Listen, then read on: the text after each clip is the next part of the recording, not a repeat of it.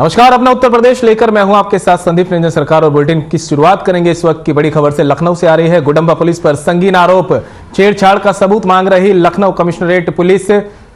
महिला से की छेड़छाड़ के सबूत की मांग, इंसाफ के लिए दर दर भटक रही पीड़िता। पुलिस पर लगे मामले में लापरवाही के आरोप। पीड़िता ने ज्वाइंट कमिश्नर से लगाई गुहार, ज्वाइंट कमिश्नर को सुनाई अपनी आप बीती। ज्वाइंट कमिश्नर ने डीसीपी नॉर्थ को दिए जांच के आदेश। इस वक्त की बड़ी खबर आपको लखनऊ से बता रहे, जहां पर गुडम्बा पुलिस पर संगीन आरोप लगे हैं। दरअसल छेड़छाड़ का सबूत मांगा जा रहा है। यहां पर महिला से इंसाफ के लिए दर दर भटकने को मजबूर है पीड़िता। पुलिस पर मामले में लापरवाही के आरोप भी लगे हैं। पीड़िता ने ज्वाइंट कमिश्नर से गुहार लगाई है और ज्वाइंट कमिश्नर को अपनी आपबीती सुनाई, जिसके बाद ज्वाइंट कमिश्नर ने डीसीपी नॉर्थ को जांच के आदेश दिए हैं।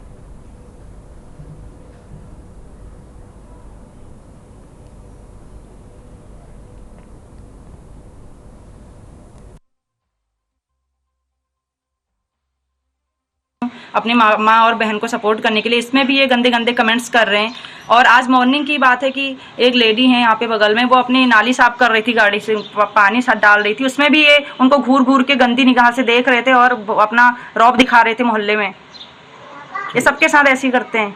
और थाने में गई, अभी आपकी कंप्लेंट लिखी कि नहीं लिखी? नहीं, हमारी कंप्लेंट कोई सुनवाई नहीं हुई आपकी? कोई सुनवाई नहीं हुई हमारी। हमसे कहा जा रहा है कि अब एविडेंस लाइए। हम कहाँ से एविडेंस लाए? क्या हम जबरदस्ती किसी को बोले कि जा जाके क्या उनके घर के अंदर जाए? हम जब भी हम बाहर निकलते हैं गंदे गंदे कमेंट्स करते हैं, गंदी गंदी गालियां देते हैं और छेड़खानी करते हैं। हम गेट पे निकले तो गेट पे आ जाए, वहां आके हमको घूरे, हमें बदतमीजी, हमारे साथ भद्दे कमेंट हम पे करे। हम छत में जाए तो अपने छत पे आ जाए, अपनी बालकनी पे आ जाए।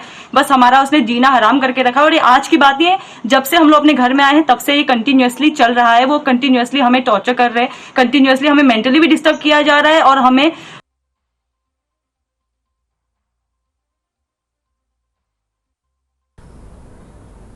खबर सीतापुर से है, जहां भारत सरकार के क्षेत्रीय सांसद राज्य मंत्री कौशल किशोर ने बैठक कर पत्रकार और क्षेत्रीय लोगों से मुलाकात की।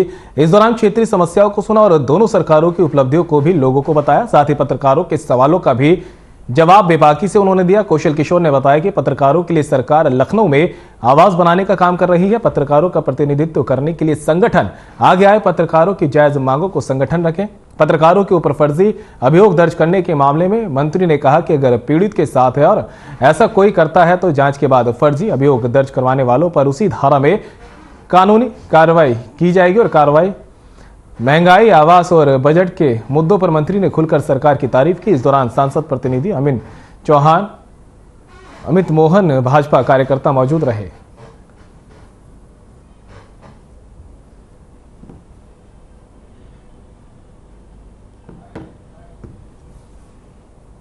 है आरोप लगाना। किसानों के लिए क्या फायदेमंद नहीं है? 6,000 रुपये साल में हम उनको देने का काम कर रहे हैं। किसानों और मजदूरों के बच्चों को हम 20,000 रुपये और 25,000 लड़कियों के लिए, दिव्यांगों के लिए 50,000 फीस करने का काम कर रहे हैं। हम लगातार उनको छूट देने का काम कर रहे हैं, लगातार सुविधाएं देने का काम कर रहे हैं। उनको इक्विपमेंट भी, औजार भी उपलब्ध कराने का काम कर रहे हैं। विपक्ष कितना भी बढ़िया काम करिए, विपक्ष का काम केवल विरोध करना है, इसलिए वो विरोध करने का काम कर रहा है। विकसित भारत और विकसित उत्तर प्रदेश बनाने में विपक्ष कोई मदद करने का काम नहीं कर रहा। शराब पी सकते हैं, नशा कर सकते हैं। लखनऊ में बीजेपी नेता नीरज सिंह ने कौशल महोत्सव को लेकर प्रेस कॉन्फ्रेंस की। उन्होंने जानकारी देते हुए बताया कि राजधानी लखनऊ में कौशल महोत्सव का आयोजन होगा। स्किल इंडिया मिशन के तहत लखनऊ कौशल महोत्सव का आयोजन कराया जा रहा है। यह आयोजन 4 से 5 मार्च को लखनऊ के कॉल्विन तालुकदार कॉलेज में आयोजित होगा, जिसके लिए कौशल महोत्सव युवाओं को रोजगार के साथ जोड़ने का एक अच्छा माध्यम है। नीरज सिंह ने जानकारी देते हुए बताया कि सीएम योगी आदित्यनाथ, रक्षा मंत्री राजनाथ सिंह भी कौशल महोत्सव में शामिल होंगे।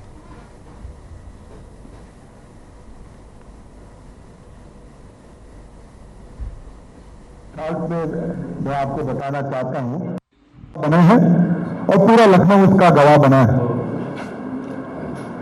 मैं आज जब इस प्रेस कॉन्फ्रेंस में आपके सम्मुख उपस्थित हूं तो मैं अपनी बात उसी ऐतिहासिक जो इवेंट है वहीं से चालू करूंगा कि हमने एक विशाल ग्लोबल इन्वेस्टर समिट इस लखनऊ की धरती पर देखा है और यह उत्तर प्रदेश जो कहीं न कहीं इस पूरे देश के रक्त धमनियों में रक्त का संचार करती है, इस इवेंट में पूरे ग्लोबल मैप पर पुनः उत्तर प्रदेश को स्थापित करने का काम किया है।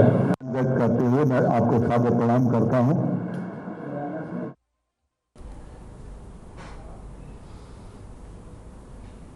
दिल्ली के डिप्टी सीएम मनीष सिसोदिया की गिरफ्तारी के बाद राजनीति जहां बीजेपी आम आदमी पार्टी पर हमला करती नजर आ रही है, तो वहीं अब समाजवादी पार्टी आम आदमी पार्टी के समर्थन में उतर गई है। इसके साथ ही सपा भारतीय जनता पार्टी पर हमलावर नजर आ रही है। दरअसल समाजवादी पार्टी के मुखिया अखिलेश यादव ने इस मामले पर अपनी प्रतिक्रिया जाहिर की और साथ ही बीजेपी सरकार पर हमला बोला है। सपा प्रमुख अखिलेश यादव ने ट्वीट करते हुए लिखा, माननीय सिसोदिया की गिरफ्तारी ने साबित कर दिया है कि बीजेपी सरकार 2024 से पहले ही अपनी हार मान चुकी है और अलग अलग प्रदेशों में विपक्षी राजनीतिक शक्तियों को झूठे मुकदमे में फंसा रही है। इसलिए अलग अलग प्रदेशों में विपक्षी राजनीतिक शक्तियों को झूठे मुकदमों में लगातार फंसाया जा रहा है।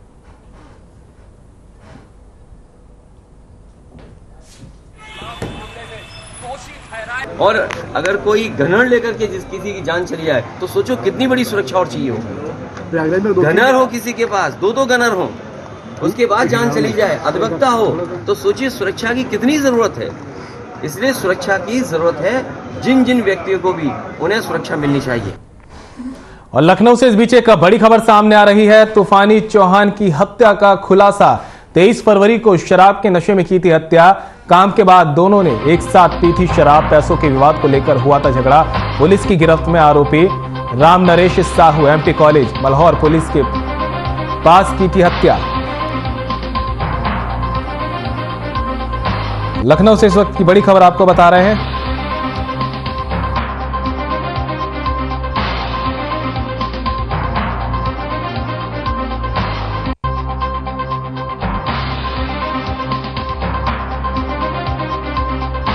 से इस बीच की बड़ी खबर आपको बता रहे हैं। इस बीच तूफानी चौहान की हत्या का खुलासा। 23 फरवरी को शराब के नशे में की थी हत्या। काम के बाद दोनों ने एक साथ पी थी शराब।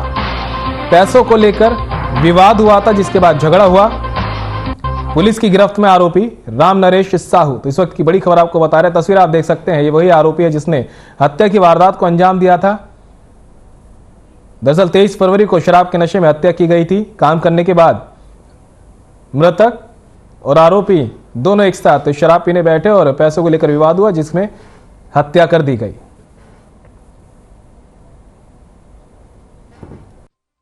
चौबीस फरवरी को एक मुकदमा लिखा गया था थाना चिनहट क्षेत्र में, रेलवे लाइन के किनारे फूसुका पूर्वा ग्राम के अंतर्गत वीरान में एक व्यक्ति की शव मिला था जिस पर चोटों के निशान थे। उस संबंध में पहले अज्ञात व्यक्ति की शिनाख्त हम लोगों के सामने एक चुनौती थी।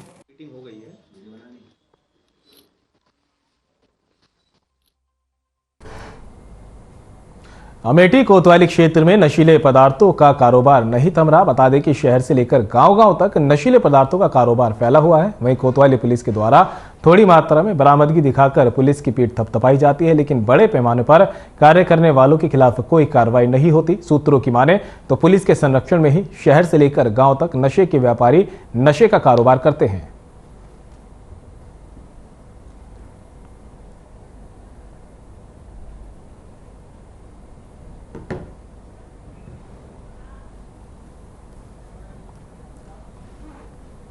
लखनऊ से इस बीच एक बड़ी खबर सामने आ रही है। पैसेंजर ट्रेन ब्लास्ट मामला। भोपाल उज्जैन पैसेंजर ट्रेन में हुआ था ब्लास्ट। 8 दोषियों को एनआईए स्पेशल कोर्ट लाया गया। मोहम्मद फैजल, गौस मोहम्मद, अजहर की पेशी, आतिफ मुजफ्फर, दानिश और मीर हुसैन की पेशी, आसिफ इकबाल, आतिफ ईरानी को किया गया पेश। एनआईए स्पेशल कोर्ट सुनाएगी दोषियों को सजा। 7 मार्च 2017 को यूपी एटीएस ने दर्ज किया था मामला। गिरफ्तार आतंकियों से असलहा बारूद हुआ था बरामद। आईएसआईएस के खुरासान मॉड्यूल से जुड़े हैं सभी आतंकी। मुठभेड़ में मारा गया था आतंकी सैफुल्ला। इस वक्त की बड़ी खबर आपको लखनऊ से पहुंचा रहे हैं, जहां पर पैसेंजर ट्रेन ब्लास्ट का मामला था। भोपाल उज्जैन पैसेंजर ट्रेन में ब्लास्ट किया गया था। 8 दोषियों को एनआईए स्पेशल कोर्ट लाया गया। मोहम्मद फैसल, गौस मोहम्मद, अजहर, आतिफ मुजफ्फर, दानिश, मीर हुसैन, आसिफ इकबाल और आतिफ ईरानी को पेश किया गया। एनआईए स्पेशल कोर्ट दोषियों को सजा सुनाएगी। 7 मार्च 2017 को यूपी एटीएस ने मामला दर्ज किया था। गिरफ्तार आतंकियों से असलहा बारूद बरामद किया गया था। आईएसआईएस के खुरासान मॉड्यूल से जुड़े हैं सभी आतंकी। मुठभेड़ में मारा गया था आतंकी सैफुल्ला।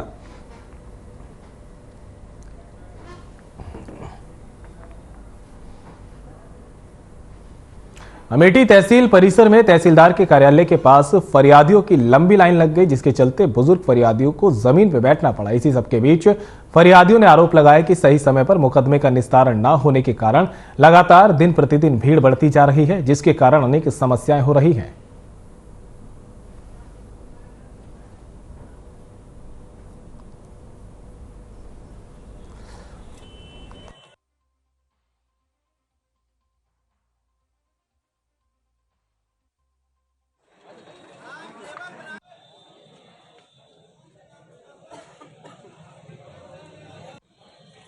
हमारा तारीख है किसके तहसीलदार महोदय के। तो क्या यहाँ जमीन पर बैठे थे, बैठने के लिए जगह नहीं है क्या? अब भाई अब जगह तो है, अब हुआ है, लेकिन अब हुए तो हम बैठ गए खुशी में। भाई यहाँ एक जने उन्हें बात करें। और भी यहाँ पे दिखाई पड़ी हैं, महिलाएं भी बैठी हैं। हाँ, ऐसा लगता है कि जगह नहीं है यहाँ पर बैठने के लिए। 5-6 रोज पे लागत है। मामला है मुकदमों की भरमार हो गई। इस समय मुकदमे देखे कम जा रहे हैं और जो देखे हैं उससे जजमेंट नहीं हो पा रहा है। फरियादी बहुत आते हैं, यहाँ बैठने कोई व्यवस्था नहीं, केवल 5-7 बेंच रखी गई है और उसके लिए फरियादी लोग अपना खड़े रहते हैं। यहाँ बैठने की व्यवस्था समुचित कराई जाए तभी फरियादी लोग बेंच पर बैठ सकते हैं।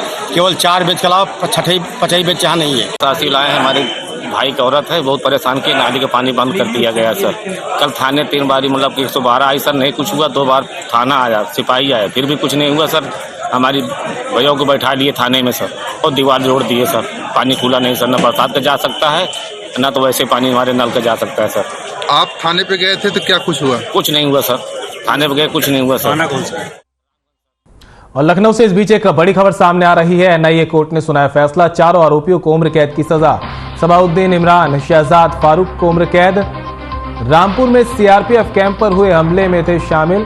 2007 में किया था हमला। AK-47 hand grenade, Pakistani passport हुए थे बरामद। इस वक्त की बड़ी खबर आप तक पहुंचा रहे हैं लखनऊ से, जहां पर एनआईए कोर्ट ने अपना फैसला सुनाते हुए 4 आरोपियों को उम्र कैद की सजा सुनाई है।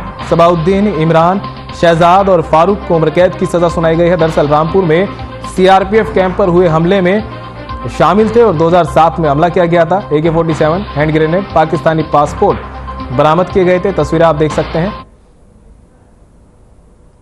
वही चारों हैं जिन पर सीआरपीएफ कैंप पर हुए हमले का आरोप है, उसमें शामिल थे। रामपुर में सीआरपीएफ कैंप पर हमला किया गया था, 2007 में हमला किया गया था, जिनके पास से AK-47 hand grenade, Pakistani passport बरामद किए गए।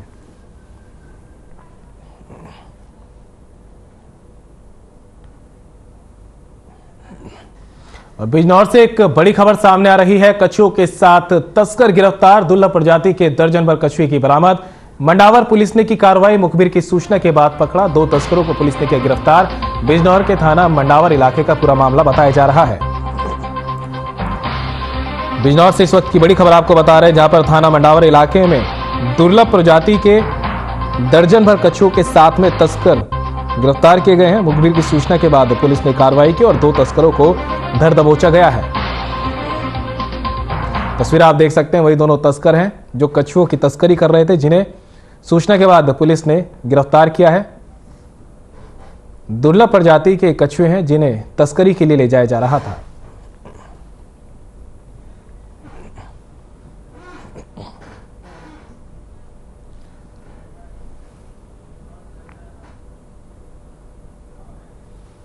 बिजनौर अपर पुलिस अधीक्षक नगर डॉक्टर प्रवीण रंजन सिंह की ओर से भारी पुलिस फोर्स को साथ लेकर कोर्ट परिसर में संदिग्ध व्यक्तियों और वाहनों की तलाशी ली गई और पूरे कोर्ट परिसर में सघन चेकिंग अभियान चलाया गया। साथ ही अपर पुलिस अधीक्षक नगर की ओर से कोर्ट परिसर के कंट्रोल रूम में जाकर व्यवस्थाओं का जायजा लिया गया। आपको बता दें कि समय समय पर पुलिस अधीक्षक के निर्देशन पर कानून और सुरक्षा व्यवस्था का जायजा लेने के लिए तलाशी और चेकिंग अभियान चलाया जाता है। पुलिस की टीम ने डॉग स्क्वाड की टीम के साथ पूरे कोर्ट परिसर में चेकिंग की। कोर्ट परिसर में अपनी तारीख और अन्य काम से आए लोगों से पूछताछ भी की गई। साथ ही परिसर में खड़े लोगों को कोर्ट परिसर से बाहर जाने की भी हिदायत दी गई।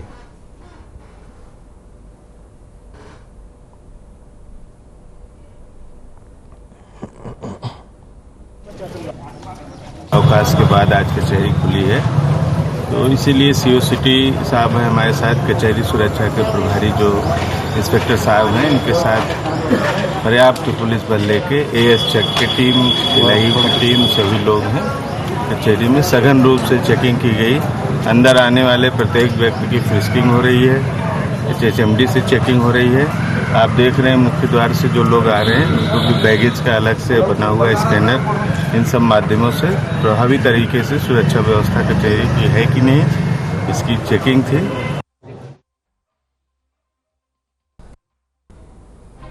और लखनऊ से इस बीच एक बड़ी खबर सामने आ रही है। थाना बीबीडी क्षेत्र में दबंगों का आतंक, रंगदारी न देने पर चलाई गोली।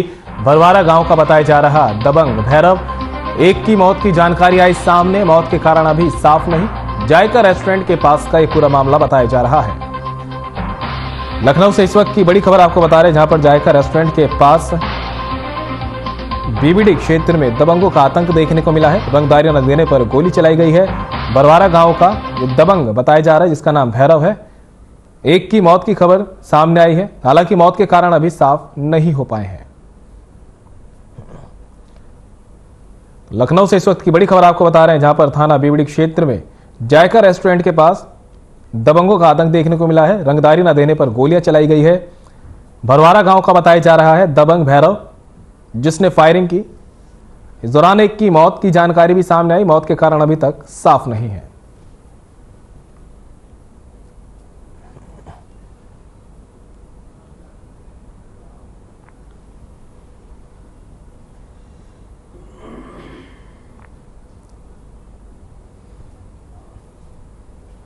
यूपी में आगामी त्योहारों को लेकर पुलिस प्रशासन ने अपनी तैयारियां तेज कर दी है। बता दें कि जिलाधिकारी उमेश मिश्रा की अध्यक्षता में कलेक्ट्रेट सभागार कक्ष में गोष्ठी की गई, जिसमें कार्यवाहक पुलिस अधीक्षक प्रभाकर चौधरी, पुलिस अधीक्षक नगर और अपर पुलिस अधीक्षक देहात, अपर जिलाधिकारी सहित कई लोग मौजूद रहे। इस दौरान प्रशासनिक अधिकारियों ने आगामी त्योहार होली और शब बारात को लेकर लोगों से त्योहारों को सौहार्दपूर्ण मनाने की अपील की है। साथ ही शासन प्रशासन के आदेशों और निर्देशों के बारे में अवगत भी कराया है।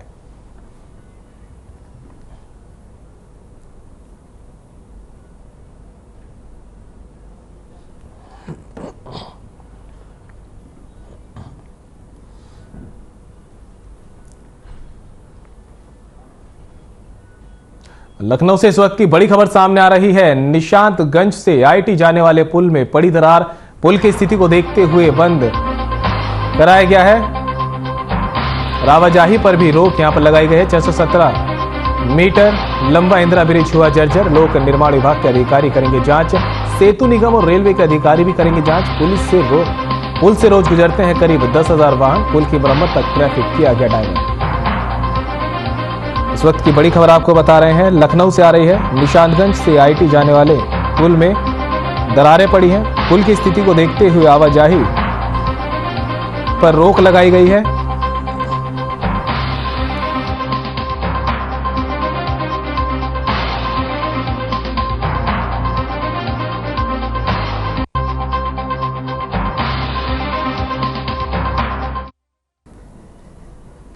लखनऊ की तस्वीरें आपको दिखा रहे हैं उस पुल की, जिसकी निशांतगंज से आईटी जाने वाला पुल है, जिसमें दरारें पड़ गई हैं और पुल की स्थिति को देखते हुए आवाजाही पर भी रोक लगा दी गई है। करीब 617 मीटर लंबा इंदिरा ब्रिज है जो जर्जर हो गया है। लोक निर्माण विभाग, सेतु निगम और रेलवे के अधिकारी जांच करेंगे। पुल से रोज करीब 10,000 वाहन गुजरते हैं। पुल की मरम्मत तक ट्रैफिक डायवर्ट किया गया है।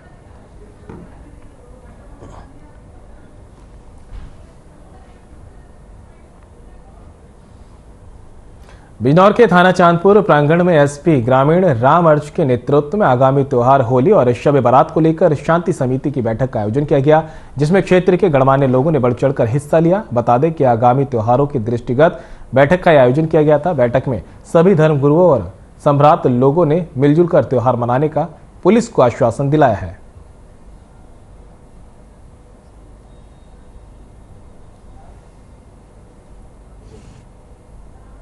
आगामी हमारे 7-8 तारीख को 2 महत्वपूर्ण पर्व पड़ रहे हैं। नंबर 1 हमारी होली है, जिसमें 7 को होलिका दहन होगा, 8 को धुलंडी का पर्व मनाया जाएगा और 7 तारीख को ही शब बारात है, जिसको लेकर आज हम थाना चांदपुर क्षेत्र के विभिन्न ग्रामों के, कस्बे के जो हमारे शमरान मस्जिद पीस कमेटी के नागरिकगण हैं, सदस्य हैं, उनके साथ हमने बैठक किया। साथ ही साथ नगर पालिका और गाँव में जो साफ सफाई है उसको लेकर के भी हम लोगों ने यहाँ चर्चा किया। लखनऊ से इस बीच एक बड़ी खबर सामने आ रही है। मार्ग प्रकाश विभाग के कर्मचारियों का प्रदर्शन। नगर निगम मुख्यालय में हो रहा प्रदर्शन। कर्मचारियों ने नगर आयुक्त कार्यालय का किया घेराव। 7 महीने से नहीं मिला वेतन, कर्मचारियों का कहना है। साथ ही कर्मचारियों का कहना है कि अधिकारी हर बार दे रहे सिर्फ आश्वासन। इस वक्त की बड़ी खबर आपको लखनऊ से बता रहे हैं, जहां पर मार्ग प्रकाश विभाग के कर्मचारियों ने प्रदर्शन किया है। नगर निगम मुख्यालय में प्रदर्शन किया। कर्मचारियों ने नगर आयुक्त कार्यालय का घेराव किया और 7 महीने से उन्हें वेतन नहीं मिला है, कर्मचारियों का कहना है। साथ ही कर्मचारियों ने कहा कि अधिकारी हर बार दे रहे आश्वासन। लखनऊ से इस वक्त की बड़ी खबर आपको बता रहे हैं, जहां पर नगर निगम मुख्यालय का मार्ग प्रकाश विभाग के कर्मचारियों ने वहां पर प्रदर्शन किया है और कर्मचारियों ने नगर आयुक्त कार्यालय का घेराव किया है।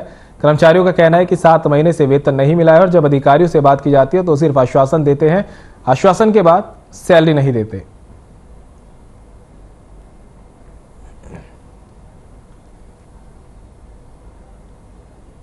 नाम रवि है और मैं जोन 6 बागेदार विभाग में काम करता हूँ और हम लोगों को करीबन कुछ कम नहीं तो करीबन 8-9 साल, करीबन 10-12 साल हो रहे काम करते करते, लेकिन हम लोगों को कभी टाइम से तनख्वाह नहीं मिलती है। हर बार कहीं ना कहीं 2 महीने की मिलेगी, कहीं 1 महीने की मिलेगी, 7-8 महीने हो जाते तब कहीं 1 महीने की तनख्वाह मिलती है हम लोगों को। और हम लोगों को PF, ESI सब कुछ काटा जाता है, लेकिन वो भी नहीं मिलता हम लोगों को।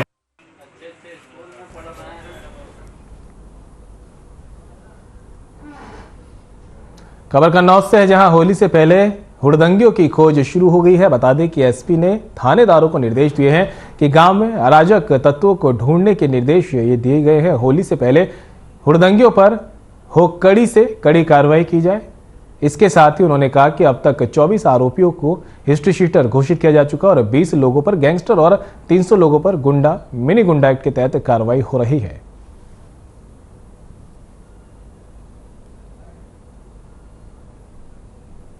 आगामी होली पर्व को सुरक्षित सकुशल संपन्न कराने के लिए व्यापक स्तर पर थाना और वरिष्ठ अधिकारियों के स्तर पर पीस कमेटी की मीटिंग्स कर ली गई हैं।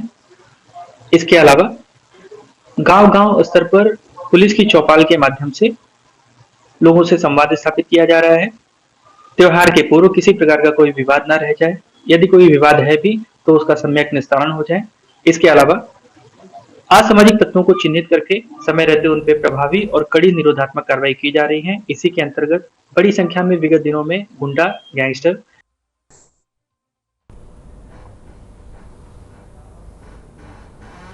कन्नौज से इस बीच एक बड़ी खबर सामने आ रही है। पूर्व सैनिकों ने सौंपा ज्ञापन। समान वेतन की मांग को लेकर ज्ञापन। कलेक्ट्रेट पहुंच डीएम को सौंपा ज्ञापन। राष्ट्रपति के नाम सौंपा गया है ज्ञापन। वेतन की असमानता खत्म करने की मांग रक्षा मंत्री के सामने भी उठाएंगे मुद्दा, ये कहना है पूर्व सैनिकों का। इस वक्त की बड़ी खबर आपको कन्नौज से बता रहे हैं, जहां पर पूर्व सैनिकों ने समान वेतन की मांग को लेकर ज्ञापन सौंपा है। राष्ट्रपति के नाम कलेक्ट्रेट पहुंचकर डीएम को ज्ञापन सौंपा गया है।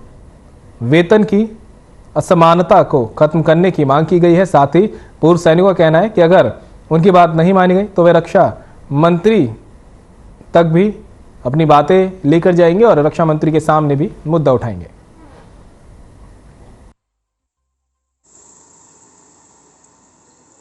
हम लोग डीएम के दरबार में अपनी समस्याओं को लेकर आए थे, खासतौर जो समान वेतन को लेकर के। अभी एक टेबल जारी किया गया है आर्मी हेडक्वार्टर के द्वारा, जो PCDA के द्वारा और प्लस जो है रक्षा मंत्रालय के द्वारा। तो उनसे काफ़ी अनियमितताएं हैं, अनोमलीज बहुत ज़्यादा हैं और खासकर कुछ रैंकों को तो उसमें बिल्कुल बेनिफिट नहीं है। तो 2014 में जो आरोपी मिली थी उसके बाद वाले उसके बराबर भी नहीं हो पा रहे। तो हमने इस चीज़ को लेकर के पिछले 8 साल से धरना प्रदर्शन वहाँ पे एक मेजर जनरल सतबीर सिंह जो सेना मेडल उनके मूवमेंट के द्वारा किया जा रहा है, और सरकार ने 1 मैन कमेटी भी, एनालिस्ट कमेटी भी इसको निर्धारित किया था, उसकी रिपोर्ट को भी इन्होंने नहीं माना।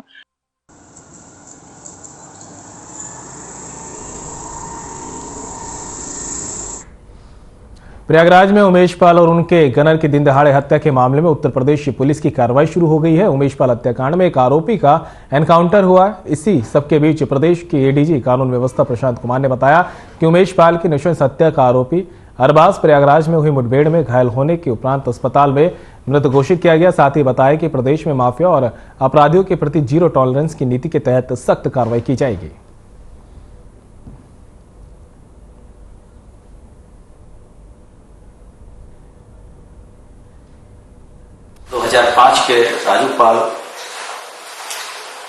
विधायक हत्याकांड का गवाह थे, उनकी बर्बर हत्या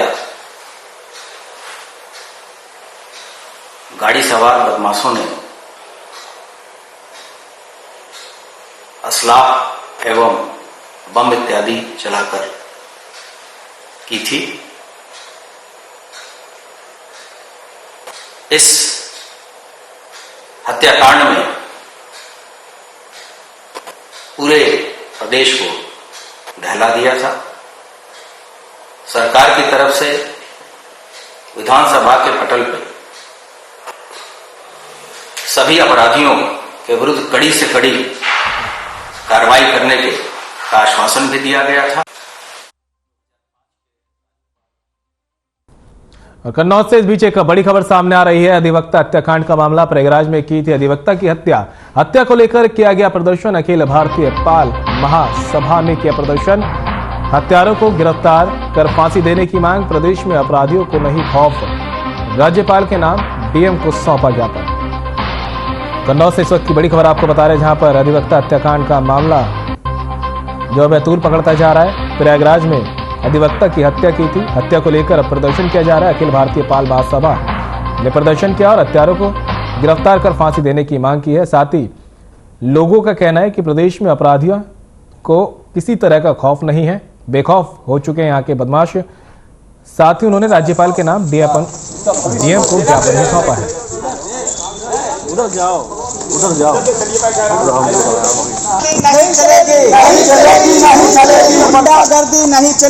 देखिए, आप सबको जैसा जानकारी भी होगी, प्रयागराज की जो घटना हुई है वो बहुत ही दुखद और निंदनीय घटना है। आपने देखा होगा, इससे पहले भी राजूपाल हत्याकांड में कई बार राजूपाल जी की हत्या इससे पहले हो चुकी थी। उसी में जो साक्षी थे, गवाह थे उमेश पाल जी, जो उस केस की पैरवी कर रहे थे और उस केस की सुनवाई भी होनी थी, फाइनल होना था। और फिलहाल बुलेटिन में मेरे साथ इतना ही। दीजिए इजाजत। नमस्कार।